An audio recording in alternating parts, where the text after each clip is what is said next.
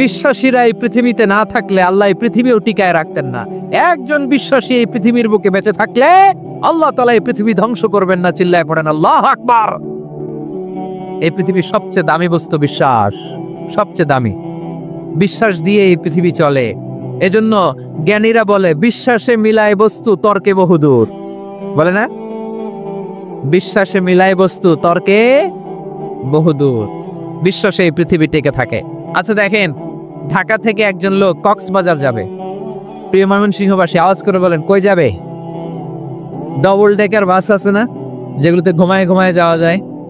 তো দেখবেন অনেক প্যাসেঞ্জার বাসে উঠে আস্তে করে ব্ল্যাঙ্কেট নিয়ে কম্বল নিয়ে ঘুম দিতেছে। ঘুম দেখেন তার কি বিশ্বাস ড্রাইভারের উপরে।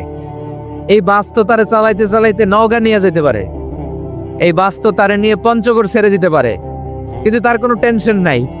সে দেখবেন ব্ল্যাঙ্কেট নিয়ে কম্বল নিয়ে দিছে জনমের ঘুম। এর কারণ তার বিশ্বাস আছে যে সকালবেলা এই বাস কক্সবাজারেই পৌঁছবে। দেখেন বিশ্বাসের কত দাম। ঢাকা থেকে জেদ্দা ওমরা করতে যারা যান দেখবেন 40,000 ফিট উপরে বিমানে অনেকে কম্বল চাপা দিয়ে ঘুম দিতেছে। ঘুম এই বিমান 40,000 ফিট উপর দিয়ে পাইলট চালায়া এটাকে আফ্রিকার জঙ্গলে নিয়ে যায় নাকি ভারত মহাসাগরে নিয়ে যায় তার কোনো টেনশন নাই। সে ঘুম, কারণ তার পাইলটের উপর এই এয়ারলাইন্সের উপর বিশ্বাস আছে যে সকালবেলায় এটা জেদ্দা আন্তর্জাতিক বিমানবন্দরে ল্যান্ড করবে। ঠিক কিনা বলেন? বাবা বাবা তার কলিজার টুকরো সন্তানকে, ছোট্ট ছেলেটাকে দেখবেন মাঝে মাঝে আদর করে এরকম শূন্যে ছুঁড়ে মারে। আপনারা মারেন? ময়মনসিংহের বাবারা বাচ্চাদের সাথে এরকম মজা করেন না? তো উত্তর দেন না কেন? আপনারা করেন? বাবা তার সন্তানকে, ধরেন ছোট্ট মেয়েটাকে আদর করে কোলে তুলে এরকম শূন্যে ছুঁড়ে মারে।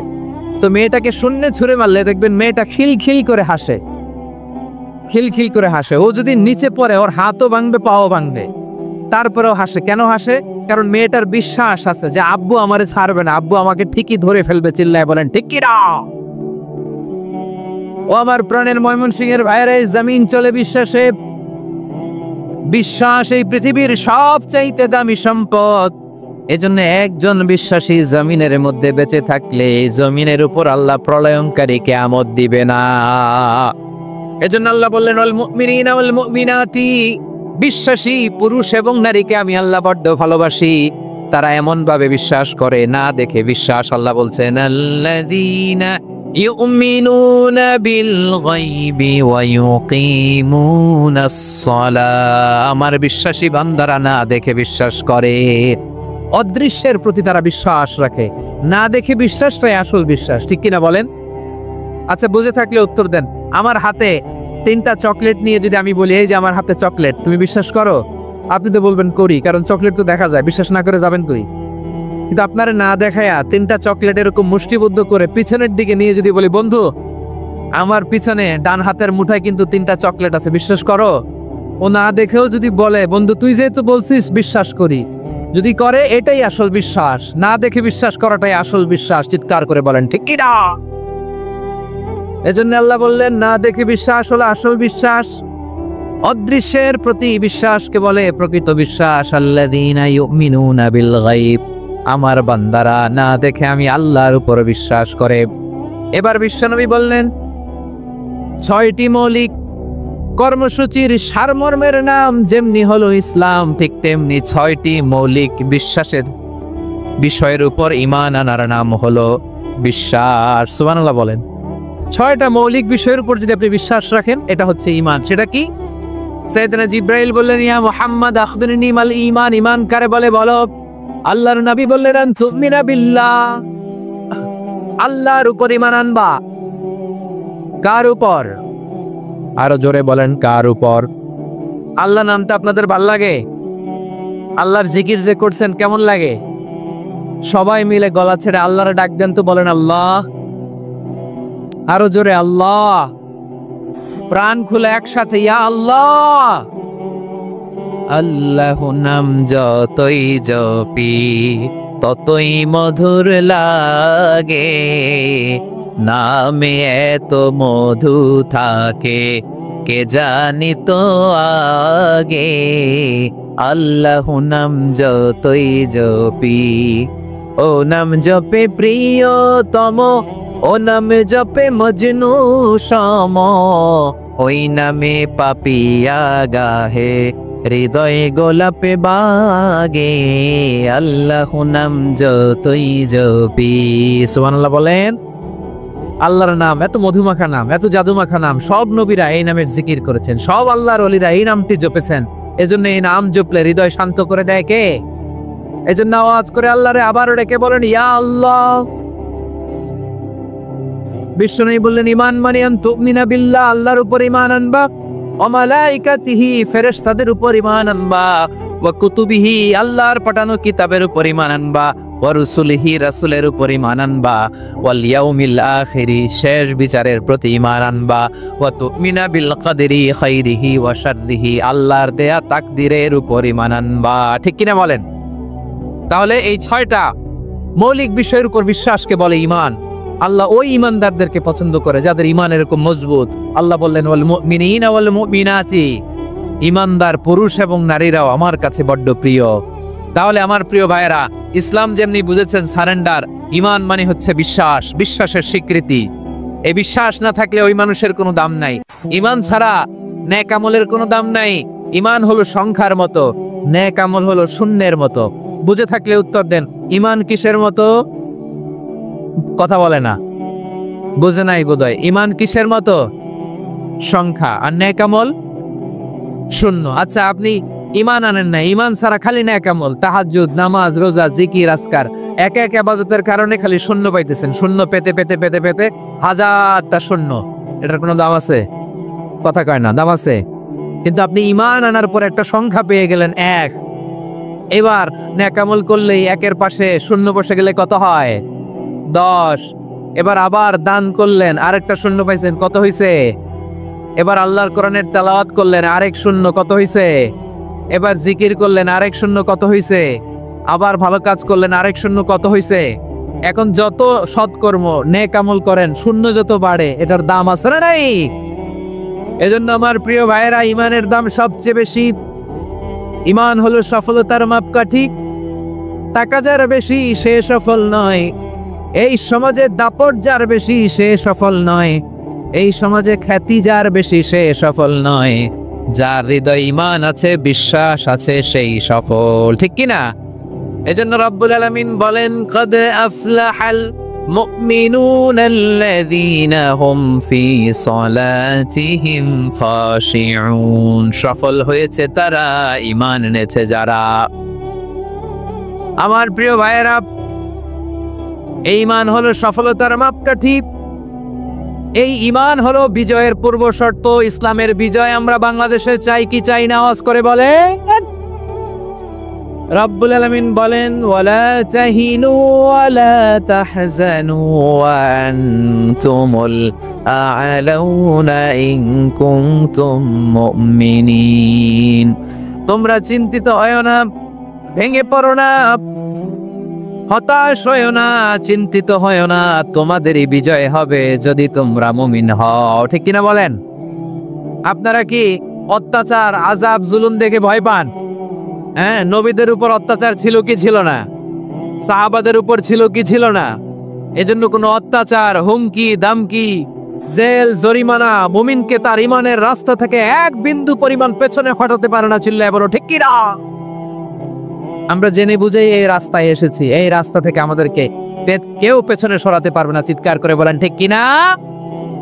আল্লাহ আমাদেরকে সুসংবাদ দেন ওয়ালা তাহিনু ওয়ালা তাহজানু ওয়া আনতুমুল আ'লাউনা ইন কুনতুম মুমিনিন। হতাশ হয়ো না, নিরাশ হয়ো না, ভেঙে পড়ো না, তোমাদেরই বিজয় হবে যদি তোমরা মুমিন হও। এজন্য ঈমানের পথে আমরা থাকতে চাই কি চাই না?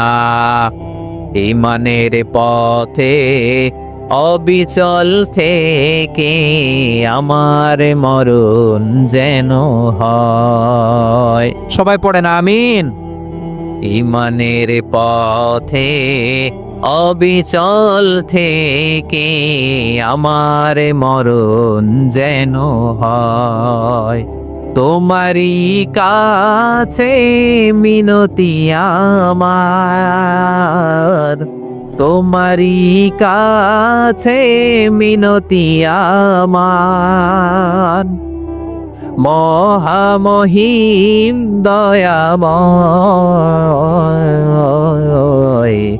ইমানের পথে অবিচল থেকে আমার মরণ যেন হয়। পড়েন আমিন। তাহলে ইন্নাল মুসলিমিনা ওয়াল মুসলিমাতি, আল্লাহ বলে যে নারী এবং পুরুষ আমি আল্লাহর বিধানের সামনে আত্মসমর্পণ করে তাদের আমি ভালোবাসি। আবার যে নারী এবং পুরুষ আমার উপর, আখিরাতের উপর, নবীর উপর বিশ্বাস স্থাপন করে তাদেরকে আমি ভালোবাসি। বিশ্বাস হলো সবচাইতে দামি, ঠিক কিনা? তাহলে মুসলিমিন মুসলিমাত গেল, মুমিনিন মুমিনাত গেল। এরপরে আল্লাহ তাআলা বলেন আল কানিতিনা ওয়াল কানিতাত, অনুগত নারী ও পুরুষ, অনুগত, obedient to Allah, they present their highest loyalty to Allah, যারা আল্লাহর সামনে নিজেদের আনুগত্যের সর্বোচ্চ নমুনা পেশ করে, যারা আল্লাহর সামনে অনুগত হয়ে অটল থাকে, আল্লাহর আনুগত্যে নিজেকে যারা পেশ করে তাদেরকে বলে কানিতিন কানিতাত, অনুগত বান্দা এবং বান্দি, অনুগত পুরুষ এবং নারী। ওয়াল কানিতিন ওয়াল কানিতাত, অনুগত বান্দা বান্দিদেরকে আল্লাহ বড় ভালোবাসেন। আল্লাহ বলেন হাফিজু আলাস সালাওয়াতি ওয়াস সালাতিল ওয়াসতা ওয়া কুমু লিল্লাহি কানিতিন, তোমরা নামাজগুলোকে যত্নের সাথে আদায় করো, বিশেষ করে মধ্যম নামাজ, আসরের নামাজ। আর আমি আল্লাহর সামনে যখন দাঁড়াবা, আমি আল্লাহর সামনে যখন দাঁড়াবা অনুগত হয়ে দাঁড়াবা। আল্লাহর সামনে নামাজে যখন দাঁড়াবো অনুগত হয়ে দাঁড়াবো। অনুগত, আনুগত্যের সর্বোচ্চ টুকুন আমরা আল্লাহর সামনে পেশ করব। কেমন করে নিজের আনুগত্য প্রকাশ করতে হয় প্রিয় ভাইয়ের, আসুন বিষ্ণু ঈসা ইসলামের জীবনী থেকে দেখি। আল্লাহর হাবিব রাহমাতাল লিল আলামিন কেমন করে তিনি আল্লাহর সামনে আনুগত্য পেশ করতেন। আম্মা জানা আয়েশা রাদিয়াল্লাহু তাআলা আনহা বলেন, কানা ইয়াকুমু মিনাল লাইলি হাত্তা তাতাফাত্তারা কদামা, আমার নবী তাহাজ্জুদের জায়নামাজে যখন দাঁড়াতেন এত লম্বা সময় দাঁড়িয়ে দাঁড়িয়ে তিনি কিয়াম করতেন, কেরাত পড়তেন। দাঁড়িয়ে থাকতে থাকতে থাকতে থাকতে আমার নবীর বরকতপূর্ণ, আমার নবীর মুবারক পা দুটো এরকম ফুলে যেত, আমার নবীর পা গুলো ফুলে যেত দাঁড়িয়ে থাকতে থাকতে। বিষ্ণু ঈসা ইসলামের পা ফুলে যেত। আম্মা জান আয়েশা এটা খেয়াল করতেন। খেয়াল করে বলতেন, ইয়া রাসূলুল্লাহ কদ গফারাল্লাহু লাকা মা তাকদ্দামা মিন যামবিকা ওয়া মা তাআখার, ও নবী নিজের দেহের উপর কেন এত কষ্ট দেন? কেন রাত জেগে এরকম তাহাজ্জুদের জায়নামাজে দাঁড়িয়ে থাকতে থাকতে পা দুটো আপনার ফুলে যায়, কেন কষ্ট করেন? আল্লাহ কি বলে নাই, ও নবী আপনার আগের গুনাহ মাফ, পরের গুনাহ মাফ? আসলে বিশ্ব নবীর কোনো গুনাই নাই, নবীরা মাসুম হয়, নিষ্পাপ হয়। তারপরে বিশ্ব নবীর মর্যাদা স্ট্যাটাস বোঝানোর জন্য আল্লাহ বলেন, নবী আপনার আগের পরের সব গুনাহ আমি আল্লাহ মাফ করে দিলাম।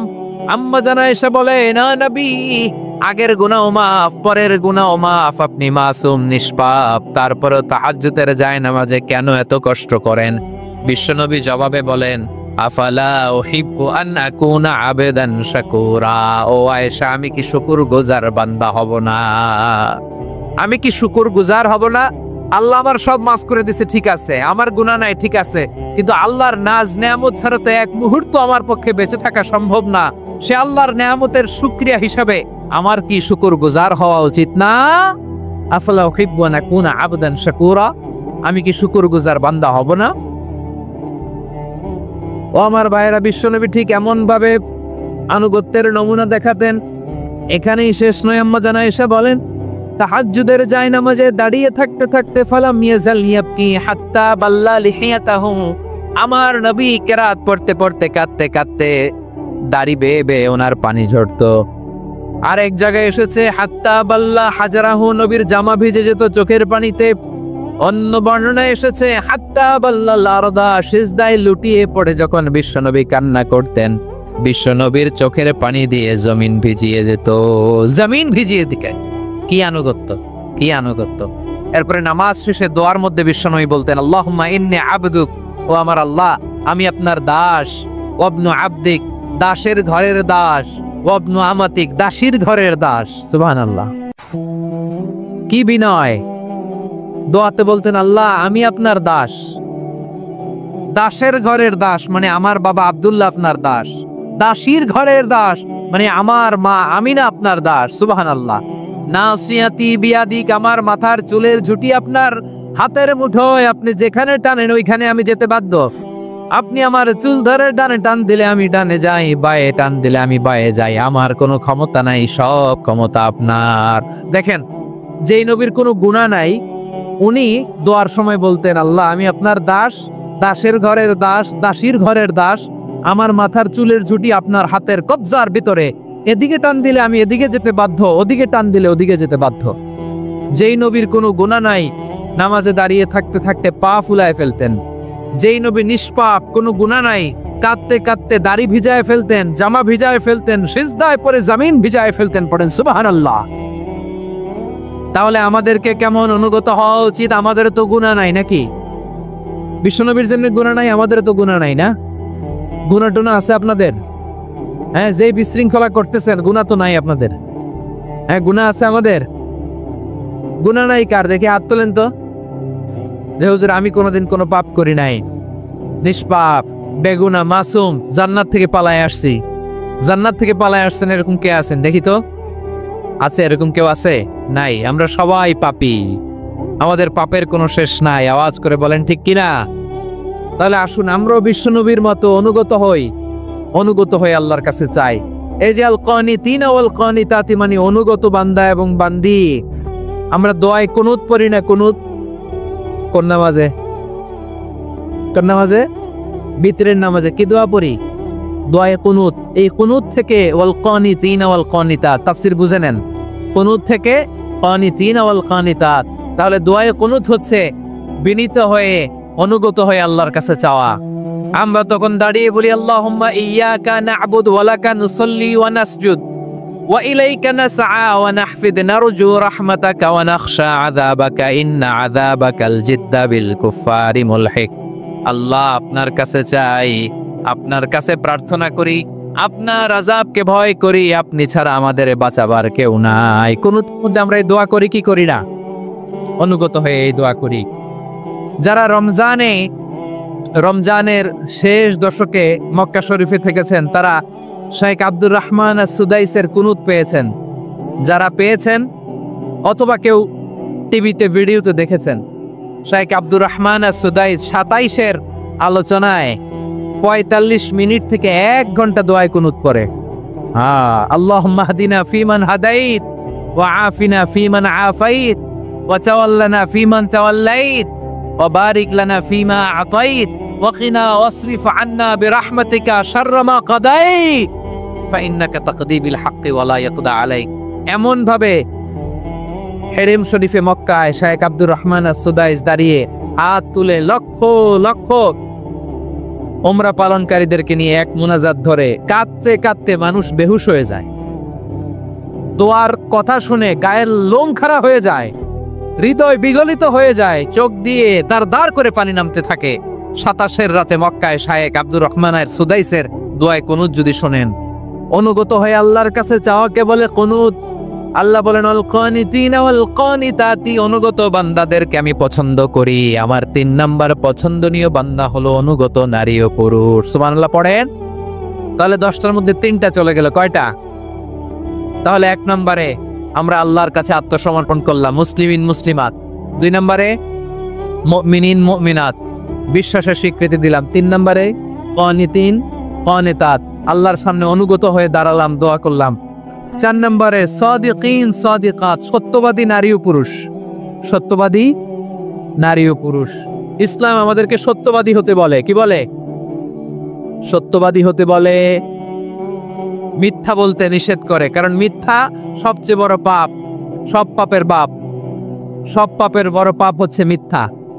একটা মিথ্যা বললে ওইটারে ঢাকতে আরো 10টা মিথ্যা বলা লাগে, ওইটারে গোজামিল দিতে আরো 30টা মিথ্যা বলা লাগে, কি লাগে না? আর কোনোদিন মিথ্যা বলবেন?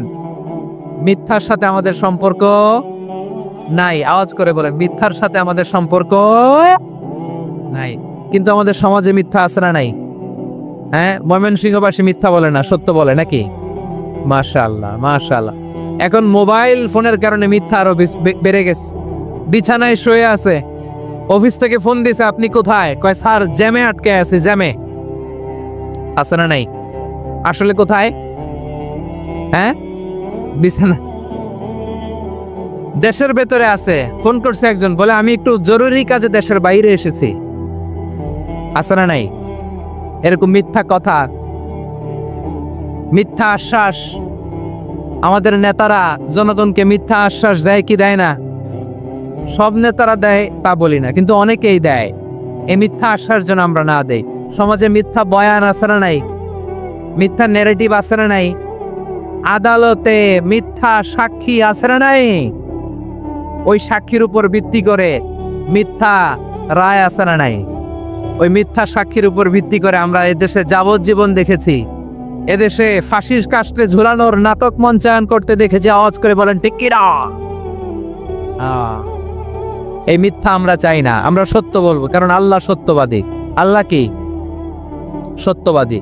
বিশ্বনবী ছিলেন সত্যবাদী। আমাদেরকেও তিনি সত্যবাদীদের সাথে থাকতে বলেছেন। তিনি আমাদেরকে বলেছেন সত্যাশ্রয়ী হতে। রব্বুল আলামিন বলেন, ওমান আসদাকু মিনাল্লাহি হাদিসা। আল্লাহর চাইতে সত্যবাদী আর কেউ আছে নাকি বলেন? আল্লাহর চাইতে বেশি সত্যবাদী কেউ আছে? নাই, নাই। আবার বিশ্বনবীকে আল্লাহ বলেন, কুল সাদাকাল্লাহ। ও নবী, আপনি বলেন আল্লাহ সত্য বলেছেন। সাদাকাল্লাহ মানে সত্য বলেছেন, আল্লাহ সত্য বলেছেন। এই আদেশটি আল্লাহ তাআলা বিশ্বনবীকে দিয়ে বললেন, কুল সাদাকাল্লাহ। ও নবী, আপনি বলে দেন আল্লাহ সত্য বলেছেন। এই জন্য আল্লাহর বাণী তেলাওয়াত করার পরে কারি সাহেবরা দেখবেন পড়ে সাদাকাল্লাহুল আযীম। কোরআন তেলাওয়াতের পরে কারি সাহেবরা বলে না সাদাকাল্লাহুল আযীম। এর কারণ আল্লাহ তাআলা কোরআনেই বলেছেন, কুল সাদাকাল্লাহ। হে নবী, আপনি বলুন আল্লাহ সত্য বলেছেন। এজন্য আল্লাহর বাণী তেলাওয়াতের পরে কারীরা বলে সাদাকাল্লাহুল আযীম, মহান আল্লাহ তাআলা তিনি সত্য বলেছেন। এটা বলা আবশ্যক না, সুন্নাত না, এটা জায়েজ, চাইলে বলা যায়। তার মানে আল্লাহ তাআলা সত্যবাদী, আমার নবীও ছিলেন সত্যবাদী, আল্লাহর হাবিব ছিলেন as-সাদিকাল আমিন, সত্যবাদী, আমানতদার। আমার নবীর চাইতে বেশি আমানতদার মক্কায় কেউ ছিল না। আল্লাহর হাবিবের চাইতে বেশি আমানতদার কেউ ছিল না, তার চাইতে সত্যবাদী কেউ ছিল না। আমার নবী ওনার গোটা জিন্দেগিতে একটা মিথ্যাও বলে নাই। সুবহানাল্লাহ পড়েন। আল্লাহর হাবিব রাহমাতুল লিল আলামিন উনি জিন্দেগিতে কখনো একটা মিথ্যা বলেছেন? কথা কি শুনতেছেন? হ্যাঁ, শুনতেছেন? আল্লাহর নবী জীবনে কোনোদিন মিথ্যা বলছেন? না, বলেন নাই। যখন আকাশ থেকে আয়াত নাজিল হলো, আনজির আশিরাতাকাল আকরাবিন, ও নবী আপনি নিকটাত্মীয়দের সতর্ক করেন, দাওয়াত দেন। আল্লাহর নবী সাফা পাহাড়ের চূড়ায় চলে গেলেন, ডাক দিলেন, সবাইরে বললেন, ও আমার জ্ঞাতি গোষ্ঠীর লোকেরা, আমি যদি বলি এই পাহাড়ের পেছনে একদল ঘোর সওয়ার তোমাদের উপর আক্রমণ করবার জন্য, অ্যাটাক করার জন্য অপেক্ষা করছে, তোমরা আমার কথা বিশ্বাস করবে নাকি? এলাকার লোকেরা বলল, অবশ্যই বিশ্বাস করব। বিশ্বনবী বললেন, আমি যদি বলি পাহাড়ের পেছনে একদল ঘোর সওয়ার তোমাদেরকে অ্যাটাক করবে, বিশ্বাস করবা? আকুনতুম মুসাদ্দিকিয়া? এলাকার লোকেরা বলল, অবশ্যই বিশ্বাস করব, কারণ মা জাররাবনা আলাইকা ইল্লা সিদকা। মুহাম্মদ, আমরা জীবনে তো কোনোদিন তোমার মিথ্যা বলতে শুনি নাই, তো তুমি যাই বলবা তাই বিশ্বাস করব। We have never ever experienced a single lie from you. আমাদের জীবনে একটাও মিথ্যা কথা তোমার জীবনে তোমার মুখ দিয়ে বলতে শুনি নাই। সুবহানাল্লাহ পড়েন। এই ময়মনসিংহের কোন ছেলে এখানে যদি দাঁড়ায় স্টেজের মধ্যে, সবাই বলবে এই ছেলেটা এত ভালো, এর জীবনে একটা মিথ্যা আমরা শুনি না। এরকম কোন ছেলে পাওয়া যাবে? হ্যাঁ, ঝামেলায় পড়ে, পেশালে পড়ে, যেই কোনো ভাবে আমরা কখনো না কখনো কোনো মিথ্যা বলে ফেলছি, ঠিক কিনা বলেন? আল্লাহ মাফ করুক। কিন্তু বিশ্বনবী সাফা পাহাড়ের চূড়ায় যখন বললেন, আমি যদি বলি একদল তোমাদের অ্যাটাক করবে, মানবা? বিশ্বাস করবা? সবাই বলে করব, কারণ আমরা জীবনে তোমার মিথ্যা বলতে শুনি নাই। সুবহানাল্লাহ কইবেন না? পুরো এলাকাবাসী যদি এই কথাটা বলে, এই কথাটা একজন মানুষের জন্য কত বড় সার্টিফিকেট আপনি কল্পনা করতে পারেন? আমার নবী ওনার গোটা জিন্দেগিতে একটা মিথ্যা বলে নাই। আওয়াজ করে বলেন আল্লাহু আকবার। তার মানে আমার আল্লাহ সত্যবাদী, আমার নবীও ছিলেন সত্যবাদী, আমাদেরকেও তিনি সত্যবাদীদের সাথে মিশতে বলেছেন। রব্বুল আলামিন বলেন ইয়া আইয়ুহাল্লাযীনা আমানু কুনু মা'আস সাদিকিন। ওহে বিশ্বাসীরা, মিথ্যাবাদীদের সাথে তোমরা মিশো না, সত্যবাদীদের সাথে থাকো। সুবহানাল্লাহ বলেন। এবার বলেন আমরা কাদের সাথে থাকবো? মিথ্যাবাদীদের সাথে না সত্যবাদী? আমরা বন্ধু বানাবো কাদের? মিথ্যাবাদীদের না সত্যবাদীদের? আমরা সাপোর্ট করব কাদের? মিথ্যাবাদীদের না সত্যবাদীদের? মনে থাকবে ইনশাআল্লাহ বলেন সবাই। আবার আল্লাহর হাবিব বলেন আলাইকুম বিসসিদকি ফাইন্নাস সিদকা ইয়াহদি ইলাল বিররি ওয়া ইন্নাল বিররা ইয়াহদি ইলাল জান্নাত। তোমাদের উচিত সত্যাশ্রয়ী হওয়া, কারণ সত্য মানুষকে পুণ্যের পথ দেখায় আর পুণ্য মানুষকে জান্নাতের পথ দেখায়। ওয়া ইয়াকুমুল কাযিবা, তোমাদের উচিত মিথ্যা থেকে বেঁচে থাকা। ফাইন্নাল কাযিবা ইয়াহদি ইলাল ফুজুর, মিথ্যা মানুষকে পাপের পথ দেখায়। ওয়া ইন্নাল ফুজুরা ইয়াহদি ইলান নার, পাপ মানুষকে জাহান্নামের পথ দেখায়। ঠিক কিনা বলেন? সত্য পুণ্যের পথ দেখায়, পুণ্য জান্নাতের পথ দেখায়, মিথ্যা পাপের পথ দেখায়, পাপ জাহান্নামের পথ দেখায়। রাস্তা দুইটা, ডানে আর বায়ে। ডানের রাস্তা চলে গেছে জান্নাতুল ফেরদাউসে, বায়েরটা চলে গেছে জাহান্নামে। এবার দ্য ডিসিশন ইজ ইয়োর, সিদ্ধান্ত আপনার, আপনি কোন রাস্তায় চলবেন, ডানে না বায়ে? আওয়াজ করে, ডানে না বায়ে? এজন্য আল্লাহ বলেন সাদিকিনা ওয়াস সাদিকাতি, সত্যবাদী নারী ও পুরুষকে আমি বড্ড পছন্দ করি। কয়টা গেল? চারটা চলে গেল। 5 নম্বরে আল্লাহ বললেন ওয়াস সাবিরিনা ওয়াস সাবিরাতি, ধৈর্যশীল নারী এবং পুরুষদেরকে আমি পছন্দ করি। আল্লাহু আকবার। মুসলিমিনা মুসলিমাতি, মুমিনিনা মুমিনাতি, কানিতিনা কানিতাতি, সাদিকিনা সাদিকাতি। এবার আসছে সাবিরিনা সাবিরাত, ওয়াস সাবিরিনা ওয়াস সাবিরাত, ধৈর্যশীল। আমরা ধৈর্যশীল হতে চাই কি চাই না? আপনাদের ধৈর্য আছে? হ্যাঁ আছে? বিপদে ধৈর্য ধারণ করতে পারেন? আল্লাহ তাআলা তুমি আমার ভাইদেরকে ধৈর্য দাও, বলেন আমিন। ধৈর্য ধারণ করার শক্তি দাও গো মেহেরবান, আমায় দাও গো মেহেরবান, পড়েন আমিন। ধৈর্য ধারণ করার শক্তি দাও গো মেহেরবান, আমায় দাও গো মেহেরবান। বুকের ভেতর ব্যথার নদী বইছে অবিরাম, বইছে বইছে অবিরাম। সবাই পড়ুন, ধৈর্য ধারণ করার শক্তি দাও গো মেহেরবান, আমায় দাও গো মেহেরবান। ধৈর্য ধারণ করার শক্তি দাও গো মেহেরবান, আমায় দাও গো মেহেরবান। বুকের ভেতর ব্যথার নদী বইছে অবিরাম, পড়ে না আমিন।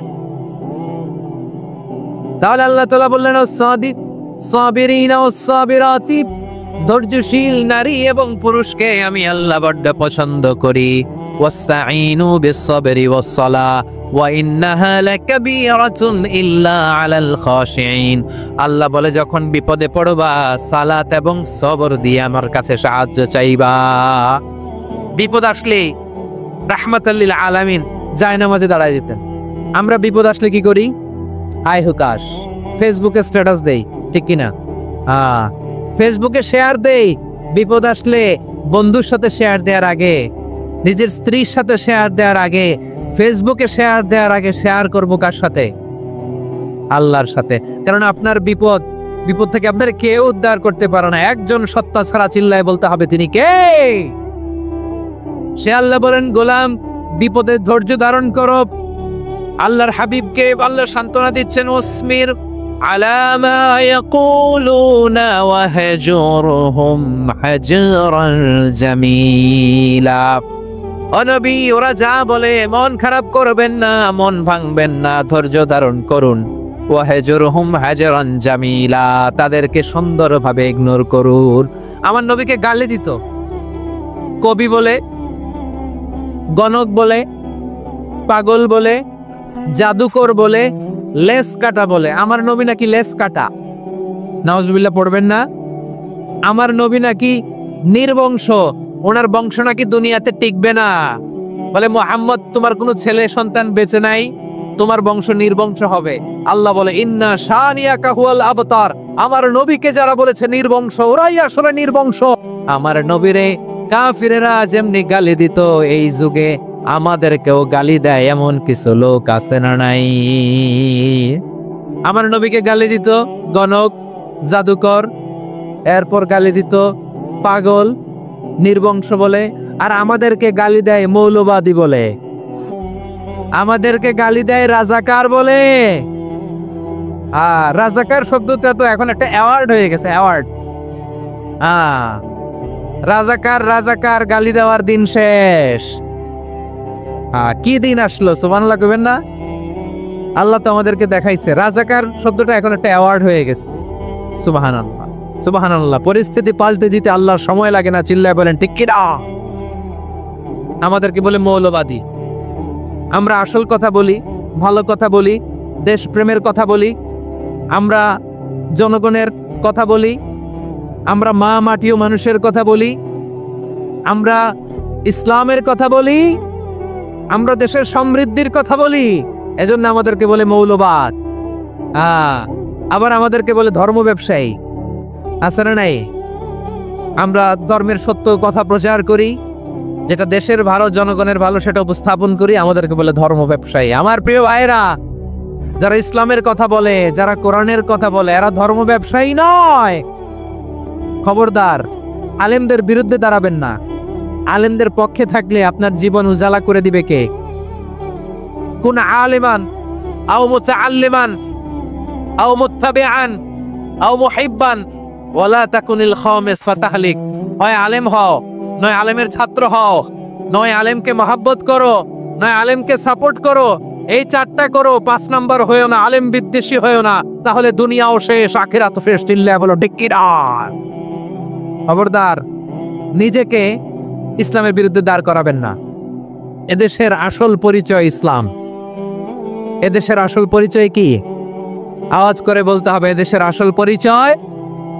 এদেশে আজান শুনে সূর্য ওঠে শহর গ্রামে, এদেশে আজান শুনে সূর্য ডুবে সন্ধ্যা নামে, এদেশে সকল কাজে সবাই বলে বিসমিল্লাহ, এদেশে ভালো কিছু দেখে শুনে হাসি মুখে সবাই বলে মাশাআল্লাহ, সুবহানাল্লাহ, সুবহানাল্লাহ, সুবহানাল্লাহ, সুবহানাল্লাহ, সুবহানাল্লাহ। ঠিক কিনা বলে?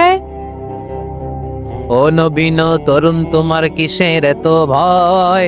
জেনে রেখো বাংলাদেশের আসল পরিচয়। এদেশের আসল পরিচয় ইসলাম। প্রিয় ময়মনসিংহ, গলা ফাটিয়ে বলো, এদেশের আসল পরিচয় কি? এদেশে পরস্পরে দেখা হলে দেয় সালাম, এদেশে আমজনতার হৃদয় জুড়ে পাক কালাম। ঠিক কিনা বলেন? এদেশে পরস্পরে দেখা হলে দেয় সালাম, এদেশে আমজনতার হৃদয় জুড়ে পাক কালাম, এদেশে খারাপ হলে সর্বজনে সর্বক্ষণে দোয়া পড়ে ইন্না লিল্লাহ, সুবহানাল্লাহ, সুবহানাল্লাহ, সুবহানাল্লাহ, সুবহানাল্লাহ। এদেশে আজান শুনে সূর্য ওঠে শহর গ্রামে, এদেশে আজান শুনে সূর্য ডুবে সন্ধ্যা নামে, এদেশে সকল কাজে সবাই বলে বিসমিল্লাহ, এদেশে ভালো কিছু দেখে শুনে হাসি মুখে সবাই বলে মাশাআল্লাহ, সুবহানাল্লাহ। সবাই পড়েন সুবহানাল্লাহ, সুবহানাল্লাহ, সুবহানাল্লাহ, সুবহানাল্লাহ, সুবহানাল্লাহ, সুবহানাল্লাহ, সুবহানাল্লাহ, সুবহানাল্লাহ। এদেশের আসল পরিচয় ইসলাম। চিৎকার করে বলতে হবে, এদেশের আসল পরিচয় কি? এজন্য রব্বুল আলামিন বলেন, ওয়াসবির আলা মা ইয়াকুলুনা ওয়াহজুরহুম হাজরান জামিলা। ও নবী, ধৈর্য ধারণ করেন, ওরা যাই বলুক আপনি মন খারাপ করবেন না, ওদেরকে আপনি ইগনোর করেন, ওদেরকে দাম দেওয়ার দরকার নাই। ধৈর্যই আমাদের শক্তি, ধৈর্যই আমাদের সম্বল। ঠিক কিনা? আমার প্রিয় ময়মনসিংহবাসী, ধৈর্য এমন একটা গাছ। আমার দিকে তাকান, খেয়াল করে শোনেন, জরুরি কথা। ধৈর্য এটা এমন একটা গাছ, যেই গাছের চারিদিকে কাটা, কিন্তু এই গাছের ফলটা বড় মিষ্টি। ধৈর্য এমন একটা গাছ, যে গাছের চারিদিকে কাটা, কিন্তু এই গাছের ফল বড় মিষ্টি সুমিষ্ট। ধৈর্য যদি ধরতে পারেন এর ফলাফল দিব কে? আমরা 16 বছর ধৈর্য ধরছি না? এই ফলাফল আমাদেরকে আরশের উপর থেকে দান করেছে কে? বিপদ আসবে, জুলুম আসবে, একটু ধৈর্য ধারণ করবেন, ফলাফল পেয়ে যাবেন। ঠিক কিনা বলেন? এজন্য আল্লাহ বলেন সাবিরিনা ওয়াস সাবিরাতি, ধৈর্যশীল বান্দা বান্দীদেরকে আমি বড্ড পছন্দ করি। ওয়ালা নাবলুয়ান্নাকুম বিশাইইম মিনাল খাউফি ওয়াল জু'i ওয়া নাকসিম মিনাল আমওয়ালি ওয়াল আনফুসি ওয়াস সামারাত ওয়া বাশশিরিস সাবিরিন। আল্লাহ বলে এই জমিনে আমি ভয় দিয়ে, ক্ষুধা দিয়ে, জানমালের হানি দিয়ে, সম্পদ হানি দিয়ে তোমাদেরকে পরীক্ষা করব। এই পরীক্ষায় সফল হবে তারা ধৈর্য ধারণ করেছে যারা। ইন্নাল্লাহা মা'আস সাবিরিন, ধৈর্য ধারণকারীদের সাথে আল্লাহ আছে রাডাই। ধৈর্য ধরতে হবে, ধৈর্য ধরতে হবে। ধৈর্য এমন গাছ যে গাছের চারিদিকে কাটা, ফলটা বড় মিষ্টি। বিশ্বনবী বলেন আজাবান লি আমরিল মুমিন আন্না আমরাহু কুল্লাহু লাহু খাইর ওয়া লাইসা যালিকা ইল্লা লিল মুমিন ফাইন আসাবাতহু সাররাউ শাকারা ফাকানা খাইরাল্লাহ ওয়া ইন আসাবাতহু দাররাউ সাবারা ফাকানা খাইরাল্লাহ। বিশ্বনবী বলেন এই যে ইমানদারদের ব্যাপারটাই আলাদা, ব্যাপারটাই আলাদা। এটা ইমানদার ছাড়া অন্য কেউ এই বরকত পায় না। কি বরকত? ফাইন আসাবাতহু সাররাউ শাকারা, ইমানদাররা ভালো অবস্থায় থাকলে শুকরিয়া করে, এটা তার জন্য ভালো। শুকরিয়া করলে সওয়াব আছে না নাই? মুমিনরা বিপদে পড়লে ধৈর্য ধরে। আচ্ছা বলেন তো, ধৈর্য ধরলেও সওয়াব আছে না নাই? তাহলে সুখের সময় শুকর, দুঃখের সময় সবর, উইন উইন সিচুয়েশন। আমাদের সারা জীবনই এই দুই আমল আছে না নাই? হয় আমরা শুকর গুজার হই, নয় সবর করি। সুখের দিনে আমরা শুকর গুজার হই, বিপদের দিনে সবর ইখতিয়ার করি। তাহলে হয় শুকর নয় সবর। যখনই থাকি, যে অবস্থায় থাকি, আমাদের সওয়াব আছে না নাই? আবার আল্লাহর নবী আল্লাহর কাছে দোয়া করতেন, আল্লাহ আল্লাহুম্মা জাআলনি শাকুরা ওয়া জাআলনি সাবুরা ওয়া জাআলনি ফি আইনি সাগীরা ওয়া ফি আ'য়ুনিন নাসি কাবীরা। তিনি বলছেন আল্লাহ আপনি আমারে শুকরগুজার বান্দা বানান, ও আল্লাহ আপনি আমারে ধৈর্যশীল বান্দা বানান, আমার চোখে আপনি আমারে ছোট বানান, জনতার চোখে আপনি আমারে বড় বানান। পড়েন আমিন। তাহলে আস-সাবিরিন ওয়াস সাবিরাতি, ধৈর্যশীল নারী ও পুরুষ আল্লাহ পছন্দ করেন। শুনতেছেন? কয়টা গেল? 1 নম্বরে মুসলিমিন মুসলিমাত, 2 নম্বরে মুমিনিন মুমিনাত, 3 নম্বরে কানিতিন কানিতাত, 4 নম্বরে সাদিকিন সাদিকাত, 5 নম্বরে সাবিরিন সাবিরাত, 6 নম্বরে আল খাশিঈন আল খাশিআত। মনোযোগ আছে না গেছে? আল খাশিঈন মানে বিনীত, বিনীত, যারা আল্লাহর কোন আদেশ অমান্য করার ভয়ে যাদের হৃদয়ে প্রকম্পন শুরু হয়ে যায়, আল্লাহর আদেশ না জানি লঙ্ঘন হয়, সবসময় হৃদয় কাঁপতে থাকে, হৃদয়ে থাকে খুশু। আল্লাহ বলেন কাদ আফলাহাল মুমিনুনাল্লাযীনা হুম ফি সালাতিহিম খাশিউন, সফল হয়েছে ওই ব্যক্তিরা যারা ঈমান এনেছে আর যারা নামাজের মুসল্লায় যখন দাঁড়ায় তারা বিনীতভাবে আল্লাহর সামনে দাঁড়ায়। নামাজের জায়নামাজে যখন দাঁড়াবো আমরা ভাববো হতে পারে এটাই আমার জীবনের শেষ নামাজ। আমার কলিজার টুকরা ময়মনসিংহের ভাইয়েরা, এই চিন্তাটা নামাজে যখন দাঁড়াই, এই চিন্তাটা মাথায় রাখা যাবে? যাবে? যখন দাঁড়াবো ভাববো হতে পারে this could be my last and final সালাত, হতে পারে এটাই আমার জীবনের শেষ নামাজ। ঠিক কিনা বলেন? তাইলে অন্তরে খুশু আসবে। অনেকে বলে হুজুর নামাজে দাঁড়াই মনে থাকে না, কয় রাকাত পড়ছি ভুলে যায়, কি পড়ছি ভুলে যায়, দিন দুনিয়ার কথা খেয়াল আসে, সারা দিন যেটা মনে করতে পারি না নামাজে দাঁড়াইলে ওটা মনে পড়ে। এরকম আছে না নাই? আমাদের ঢাকায় হয় এটা, আপনাদের ময়মনসিংহে এটা হয় না? না আপনাদেরও হয়? নামাজের মধ্যে সব কথা মনে পড়ে। এজন্য মনে করতে হবে এটাই হতে পারে আমার জীবনের শেষ নামাজ। খুশু, খুশু মানে হৃদয় এবং অঙ্গ প্রত্যঙ্গের স্থিরতা। এক সাহাবী নামাজ পড়ছেন আবার দাড়ি নাড়তেছেন, নামাজ পড়তেছেন এরকম চুলকাচ্ছেন। এই দৃশ্য দেখে বিশ্বনবী বললেন ইন খাশাআত কলবুহু লা খাশাআত জাওয়ারিহু, তার অন্তরে যদি খুশু থাকতো ওই খুশুর প্রভাব তার হাতে পায়েও দেখা যেত। এই সাহাবীর অন্তরে খুশু নাই, ফলে তার হাত নড়ে, পা নড়ে, দাড়ি সোজা করে, টুপি সোজা করে। এরকম মুসল্লি আমাদের মসজিদগুলার ভেতরেও আছে না নাই? নামাজ পড়ে, দাড়ি নাড়ে, জামা ঠিক করে না। নামাজে যখন দাঁড়াবো খুশু খুদুর সাথে দাঁড়াবো, কারণ আল খাশিঈনা ওয়াল খাশিআত বিনীত বিনীত বান্দীদেরকে আল্লাহ পছন্দ করে। আবার আল্লাহ বললেন আমার বান্দীদের মধ্যে ওলামারা আমারে বেশি ভয় পায়, তাদের হৃদয়ে খুশু বেশি। কার কথা? ইন্নামা ইয়াখশাল্লাহা মিন ইবাদিহিল উলামা। আল্লাহর বান্দাদের মধ্য থেকে আলেমরা আল্লাহরে বেশি ভয় পায়। যারা জ্ঞানী, যার হৃদয়ে কোরআন সুন্নাহর জ্ঞান আছে, তারা আল্লাহকে বেশি ভয় পায়। এজন্য আল্লাহর ভয় আমাদের হৃদয়ে থাকার দরকার আছে না নাই? যাদের হৃদয়ে আল্লাহর ভয় আছে তাদেরকে পছন্দ করে কে? যাদের হৃদয়ে আছে আল্লাহর ভয়, তারা কবু পথে ভুলে যায় না। আল্লাহর প্রেম ছাড়া এই দুনিয়ায় কারো কাছে কোনো কিছু চায় না। রাতের আধারে যারা সেজদাতে রয়, দু চোখের শ্রুতে নদী যেন বয়। ছলনার হাতছানি যতই আসুক, পেছনে ফিরেও সে তাকায় না। পড়েন সবাই। যাদের হৃদয়ে আছে আল্লাহর ভয়, তারা কবু পথ ভুলে যায় না। আল্লাহর প্রেম ছাড়া এই দুনিয়ায় কারো কাছে কোনো কিছু চায় না। ঠিক কি না? আল খাশিঈন আল খাশিআত, আমাদের হৃদয়টা থাকুক আল্লাহর ভয় দিয়ে সমৃদ্ধ। আমরা চাই কি চাই না? আল্লাহর ভয় যার হৃদয়ে থাকে সে কখনো পদস্খলিত হয় না, পদচ্যুত হয় না। ঠিক কিনা বলেন? তাহলে খাশিঈন খাশিআত।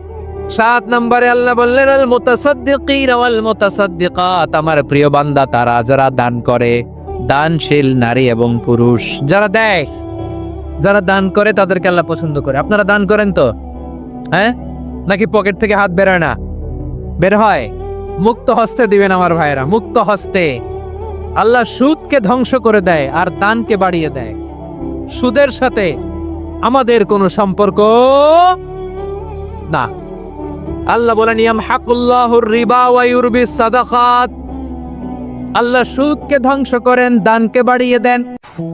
পকেট থেকে দিয়ে দিলাম, মনে হয় কমে যায়, আসলে কমে না, বাড়ায় দেয় কে? মনে হয় কমে গেছে, আসলে বাড়ায় দেয় কে? আপনি দিলে আপনারে দিবে কে? আল্লাহ দিবে। আপনার কাছে মনে হয়েছে কমে গেছে, আসলে কমে নাই। আল্লাহ বলেন দানের দৃষ্টান্ত কেমন তোমরা জানো নাকি? মাসালুল্লাযীনা ইউনফিকুনা আমওয়ালাহুম ফি সাবিলিল্লাহি কামাসালি হাব্বা আমবাতাত সাবআ সানাবিলা ফি কুল্লি সুমবুলাতিন মিআতু হাব্বা ওয়াল্লাহু ইউদাঈফু লিমান ইয়াশাউ ওয়াল্লাহু ওয়াসিউন আলিম। আল্লাহ বলেন সম্পদের মায়া ছেড়ে তুমি যে মসজিদের দান বক্সে দান করো, তুমি যে মাহফিলের এই অনুষ্ঠানে দান করো, তুমি যে গরিবের হাতে টাকা তুলে দাও, তোমার এই দানের দৃষ্টান্তটা হলো একটা চারা বীজের মতো। যেই চারা বীজ মাটিতে রোপণ করে দিলে 60টা শীষ গজায়, প্রতি শীষে হয় শত শস্য দানা। আল্লাহ যারে চায় তেমনি বাড়িয়ে দেয়, তিনি যাকে মন চায় তাকে প্রাচুর্যতা দেয়। সুবহানাল্লাহ, ওয়াসিউন আলিম। আপনি যে দান করেন এটার দৃষ্টান্ত চারা বীজের মতো, রোপণ করে দিলে এক বীজ থেকে 60টা শীষ গজায়। আমার ভাইয়েরা, বীজ রোপণ করলে শীষ বলেন না ময়মনসিংহ, এটারে কি বলে? শীষ। 7টা শীষ, প্রতি শীষে থাকে শত শস্য দানা, 100 করে শস্য দানা, 700টা। তাহলে দিলে বাড়ায় দেয় কে? আল্লাহ বলে এই বনি আদম আনফিক উনফিক আলাই, তুমি দাও আমি তোমারে দেব। এখন আপনি না দিলে আল্লাহ আপনারে দিবে? এবার বুঝে থাকলে বলেন তো, আল্লাহর কাছ থেকে পাওয়ার প্রথম শর্ত কি? আমাকে দিতে হবে, ঠিক কিনা? বেলাল রাদিয়াল্লাহু তাআলা আনহু মদিনার সবচেয়ে গরীব সাহাবী, বিশ্বনবী বলেন আনফিক বেলাল, ও বিলাল তুমিও দাও। আপনারা কি জানেন বেলাল রাদিয়াল্লাহু তাআলা আনহুর সম্পদ কত ছিল? বেলাল রাদিয়াল্লাহু তাআলা আনহুর মূল সম্পদের পরিমাণ ছিল মাত্র একটা লুঙ্গি। একটা কি? এক লুঙ্গি যার মালিকানায় আছে, তারে বিশ্বনবী বলতেন দাও আমি বাড়ায় দিব, দাও বাড়ায় দিব। আরশের অধিপতির কোনো কমতি নাই। আল্লাহ বলেন তোমাদের গোটা পৃথিবীর সব মানুষের যার যেটা লাগে সবও যদি দিয়ে দেয়, আমি আল্লাহর ধন ভান্ডারের 1 ইঞ্চিও কমবে না। চিল্লায় পড়েন আল্লাহু আকবার। এজন্য আল্লাহ বললেন মুতাসাদ্দিকিন ওয়াল মুতাসাদ্দিকাত, দানশীলদেরকে আমি ভালোবাসি। 7টা চলে গেল। 8 নম্বরে আল্লাহ বললেন ওয়াস-সাইমিন ওয়াস-সাইমাত, রোজাদারদেরকে ভালোবাসি। শেষ করে দিচ্ছি। 8 নম্বরে রোজাদারদেরকে আল্লাহ ভালোবাসেন, রোজাদার নারী পুরুষ। 9 নম্বরে হাফিজিনা ফুরুজাহুম ওয়াল হাফিজাত, যারা লজ্জাস্থানের হেফাজত করে, দৃষ্টির হেফাজত করে, অসংলগ্ন জায়গায় দৃষ্টি দেন, আল্লাহ তাদেরকে পছন্দ করে। সব শেষে ওয়াজ-যাকিরিনাল্লাহ কাসীরা ওয়াজ-যাকিরাত,